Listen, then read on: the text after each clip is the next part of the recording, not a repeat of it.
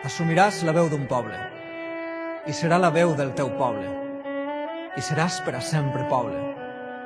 I patiràs, i esperaràs, i aniràs sempre entre la pols. Et seguirà una polseguera, i tindràs fam, i tindràs set. No podràs escriure els poemes, i callaràs tota la nit, mentre dormen les teues gens. I tu sols estaràs despert, i tu estaràs despert per tots. No t'han parit per a dormir, et pariren per a vetllar en la llarga nit del teu poble. Tu seràs la paraula viva i amarga. Ja no existiran les paraules, sinó l'home assumint la pena del seu poble, i és un silenci. Deixaràs de comptar les síl·labes, de fer-te el nus de la corbata.